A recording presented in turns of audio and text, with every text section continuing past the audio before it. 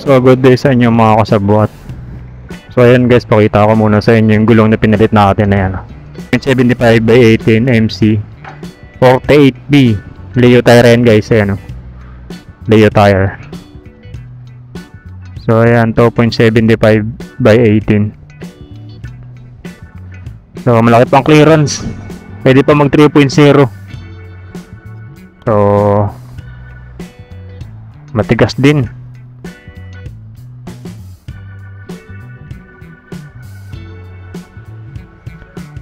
So nagpalit na tayo guys kasi pudpud na yung ano natin, yung stock ay yung pinalit ko ditong AMB Star na nabili natin sa Parts Out. Magkano lang bili ko dun, nasa 700 kasama yung rim. So solid naman, nalaspag natin. Nilaspag ko yun sa mahigit isang taon natin gamit. Okay naman. Yun nga lang, pagka manipis na siya, pagka manipis na siya guys, plate na talaga. At yan ang yun ang problema pag ang gulong natin ay manipis na, napaplat lagi isa. Kaya ang ginawa ko, pinapalitan agad natin. So ilang lang, in-order ko lang sa online yung itong gulong na to. So 1 to 3 days siya ata, 3 days na nakalipas, dumating agad. So ito, papakita ko sa inyo yung pagkabit. So ayun mga kasabot, dito na tayo sa may vulcanizing shop. Kaya babakasin na natin yung ano niya. Kaya yung natin yung gulong para mapalitan. So dinaan ko na dito kasi malapit lang naman dito sa amin. Kaysa naman sa dalhin ko pa sa bahay yung gulong, may pambaklas din naman ako dun.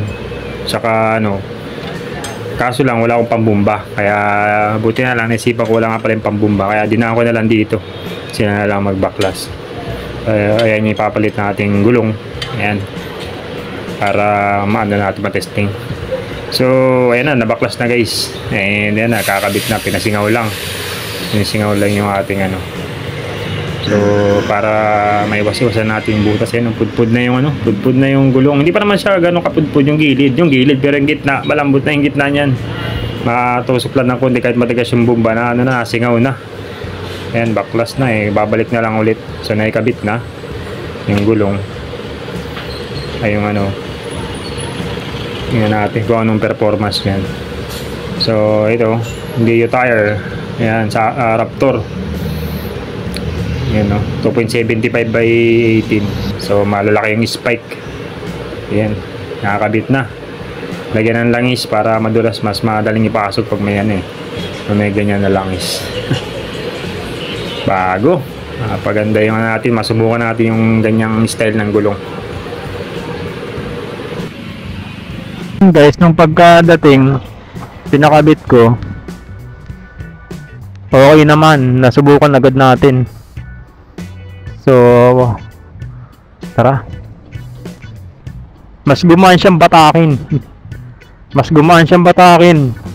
Ayan mabilis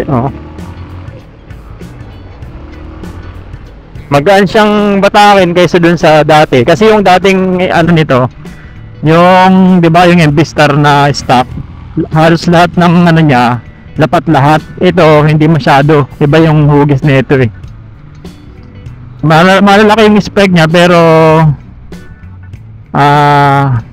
iba yung hugis, kaya magaan siyang batakin. So compatible dun sa sprocket combination natin, gumaan yung batak. So bakit hindi tayo nagsi-70 pa tayo nagsi-17? Ang dami na dyan, mag-17 na raw tayo, mag-17 rim. So hindi ko pa maano guys, kasi unang-una wala pa tayong budget. Pangalawa, okay pa naman yung rim natin, ayos pa yan. Matagal pa yan, matagal pa bago mabutas. Matagal pa bago masira. Kaya hindi muna tayo nagpapalit. Pag nagpalit ka pa naman ng rim, palit rayos yan, palit goma, interior. So siyempre hindi naman pwedeng ulihan lang or unahan, parehas yan set. So medyo malaki-laking gastos. Kaya hindi muna tayo nakaisip magpalit. Isa pa, mataas yung clearance ng ano, mataas ang ground clearance ng 18 rim kumpara sa 17 kung naka-stock ka na shock. Ang problema pag mababa yung ground clearance, medyo mababaw pa yung baha, lubog na. So iba-iba yung ganito na mataas yung ground clearance, kahit pa paano hindi agad-agad hindi agad-agad lulubog, lalo pa naman dito sa Manila bahain. So kung hahabulin mo naman yung magpapalit ka ng 17 rin, to sa habulin mo yung stock na ground clearance siya, magpapalit ka talaga ng shock. Siguro pag nasira na lang yung pag nasira na tong rim natin, saka tayo magpapalit. Hanggat may nabibili pang gulong hanggat may nabibili pang gulong na 18, dito muna tayo. Tsaka may interior pa ako sa bahay, 3 pa yung interior ko. Sayang naman kung bibili mo nga tayo. Tagal-tagal tayo hindi nakapag-upload guys, busy tayo eh. Tsaka hindi tayo nakapag-gala gawa ng mga nagdaang laging maulan. Saktong pagka Sabado Linggo laging nag-uulan. Kaya hindi tayo makagala. Naiipon yung natin pondo, pero okay lang, nakakaipon tayo. Nakakaipon tayo ng pondo. So susulitin natin tong natin, gulong hanggang mapudpud. Ayo ba guys, ilang taon kayo or ilang kilometro kayo bago magpalit ng ng mga gulong nyo sa TMX nyo? So depende kasi tayo sa gamit. Kung madalas gamitin, may kahit hindi pa abot ng taon yan, pudpud na agad yan. Pero kung bibihira gamitin, tagal-tagal din, naabot din ng taon. Yung nauna kong unang nito, yung stock cordial, yung cordial na inabot din ng 2.5 years bago ko nakapagpalit. Siyempre nung panahon na yun, medyo mahigpit pa, hindi pa tayo nakapaggalagala kasi di ba may pandemic. Hindi masyado napapaggamit. Ang lang ng service saka bihira ako makawin ng Bicol. Ngayon halos madalas tayong umuwi ng Bicol, lagi tayong gumagala. Kaya wala talagang tatagal na goma. Pudpud.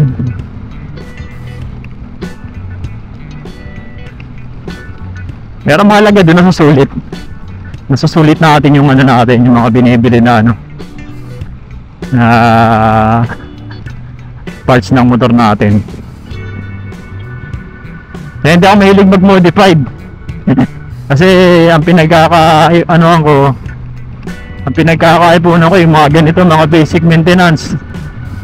Nang mahal pa naman ng ng mga nito, kagaya ng battery. Kaya yung mga pinag-iipunan ko. Para in case na may bumigay, may masira or may papalitan na pyesa, madali tayo makapagpalit kasi may pondo tayo. 'Di ba? Mahirap pag puro puro upgrade. Tapos pag may biglang may nasirang pyesa, wala tayong So, balabalanse lang tayo. Pyesa na bumigay, yun lang muna binibili ko ganun lang. So, ang kadalasan lang naman dito, yan, guma. Given yan kasi lagi tayong bumabiyahe sa malalaki gaya sa Bicol.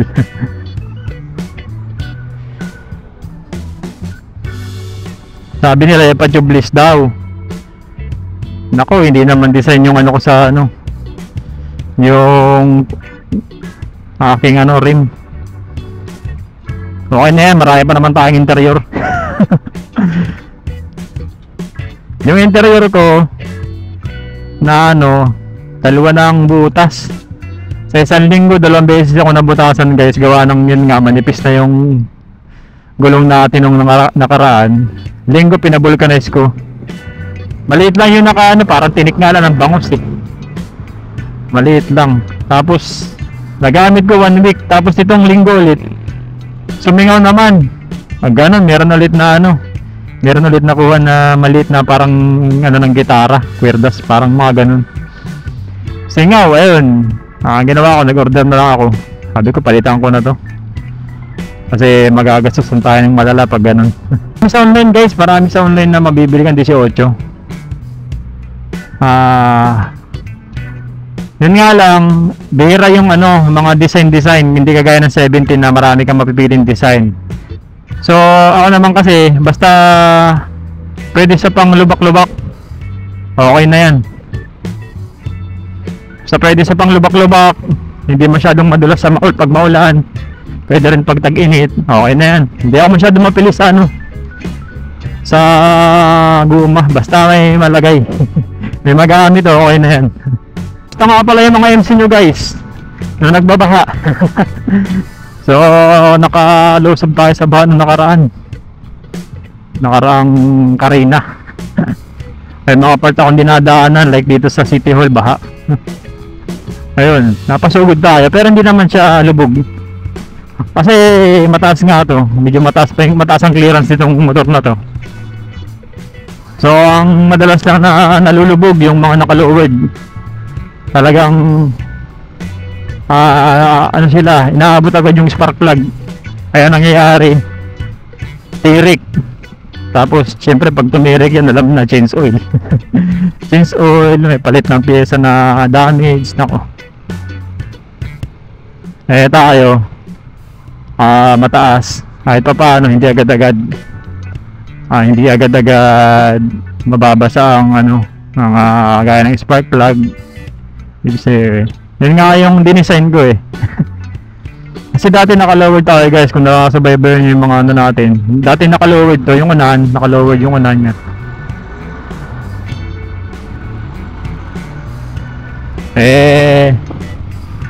Lumala yung baha lumala yung mga lubak sa Bicol. Siyempre, hindi pwedeng mababang clearance kapag bumabiyahe ka ng ano. Kailangan mataas para mahulog na sa malalim-lalim na lubak. Ma-bounce lang. Nagba-bounce lang eh.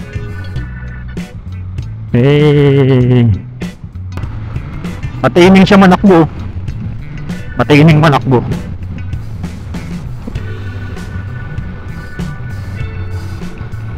Dati gumigewang ako eh. Sabi ng vulcanizer, may tama na pala tong guma mo eh. Bengkong na eh. Sabi ko, kaya pala pag-ewang-gewang minsan kapag dumadaan tayo sa ano, nakagewang ng matindi, kala ko sa rim na. Hindi pala. Talagang may tama talaga. Laging ano dito. Dito guys, nung nakaraan, baha dito. Baha dito. Kasi umapaw yung tubig na yan, no? Ay, yung ilog, apaw yan hanggang dyan sa City Hall. Ano yun, naka ano rin, no? Naka Raptor din siya na ano yun, no? Ganda rin ang gulong niya. So kaya na itsura ng gulong ko. Nananakbo, ang nipis.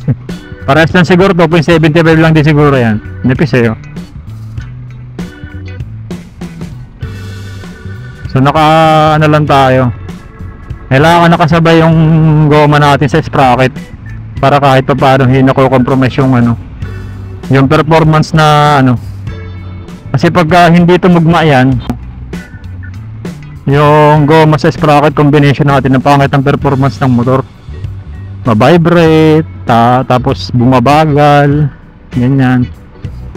May time talaga na babagal yung ano eh, pagka sobrang bigat ng gulong na yung sprocket mo pang high speed, tapos mabigat yung goma or makapal or malapad, ang pangit ng performance. Natry ko yan dati dun sa isa kong motor eh, yung sa RS. Ang sprocket kasi nun liit yung unahan, ay ano, at saka maliit, tapos medyo ano rin yung ano, medyo maliit din yung sa medyo maliit din yung sa huli. Kargaan ko ng mabigat na ano, na goma, which is na tubeless type, pero may interior ako. Tubeless type. Ano nangyari? Ayun, ang bagal. Dati pumapalo yung RS ko na yun ng 115. Stock tire niya, yung pang off-road. Nung napalitan ko ng tubeless type na ano, banana type, pang bagal, pang hirap maka 100. Sabi ko ganun pala yung epekto nun. Hindi nag-match dun sa sprocket combination. Kaya mapapansin yun minsan, bumilis yung motor nyo dahil lang nagpalit kayo ng goma, pero sprocket hindi ka nagpalit. May time na ganun eh. Meron naman bumagal yung motor nyo, hindi naman nagpalit ng sprocket pero bumagal yung takbo. Dati talagang nakakuha nyo yung gusto nyo bilis, pero ngayon hindi na. Ganun talaga, may mga talaga, may mga pagkakataon talaga na nangyayari yun. Kaya nito, ito gumanda yung ano niya, gumanda yung performance niya. Parang magaan manakbo, parang ganun. Magaan siyang manakbo. Unlike dati na parang hirap.